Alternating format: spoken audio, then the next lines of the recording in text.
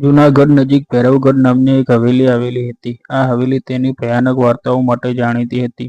લોકવાયકા એવી હતી કે હવેલીમાં રહેલી બ્લેક કેન્ડલ કોઈ સળગાવે તો વર્ષોથી ભટકતી પ્રેતાત્મા હવેલીમાં દેખાતી અને મુલાકાતીઓને હેરાન કરતી હતી. તેથી અહીં દેશભરમાંથી મુલાકાતીઓ આવતા હતા, પરંતુ સાંજના સમયે હવેલી બંધ કરી દેવામાં આવતી હતી, જેથી કરીને કોઈ જાનહાનિ ન થાય. કેટલાક કોલેજના યુવાનો આ વાતને માનવા માટે તૈયાર ન હતા. ભૈરવગઢના આ રહસ્યને પડકાર કરવા માટે કોલેજિયનો એકજૂથ થયા. શુક્રવારના સાંજના સમયે મીના, નરેશ, માયા અને સંજય ત્યાં પહોંચ્યા. મધરાત થતાં તેઓ હવેલીના વિશાળ ધૂળભર્યા હોલમાં ગયા.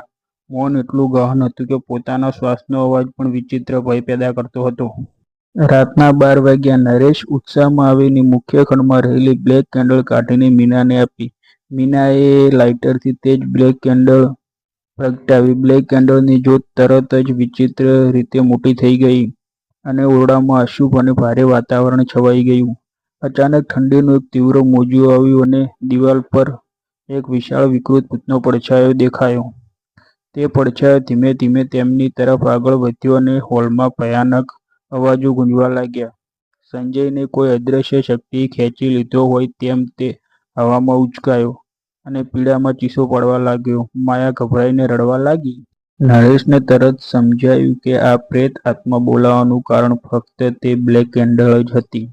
પોતાના મિત્રને બચાવવા માટે તે મીણબત્તી તરફ દોડ્યો. જીવના જોખમે તેની પૂરી તાકાતથી મીણબત્તી પર ફૂંક મારી. કાળે મીણબત્તી બુઝાઈ ગઈ અને ઓરડામાં છવાયેલું ભયાનક વાતાવરણ તરત જ હળવું પડી ગયું. ભૂતનો વિકૃત પડછાયો તરત હવામાં ઓગળી ગયો અને સંજય ધડામ દઈને જમીન પર પડ્યો. હવેલીનું ભયાનક વાતાવરણ ક્ષણભરમાં શાંતિમાં ફેરવાઈ ગયું.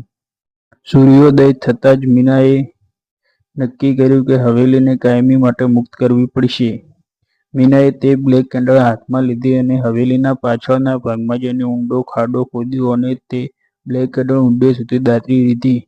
કહેવાય છે કે તે દિવસ પછી ભૈરવગઢ હવેલીમાંથી પ્રેત આત્માના દર્દનાક અવાજો ક્યારેય સંભળાયા નથી.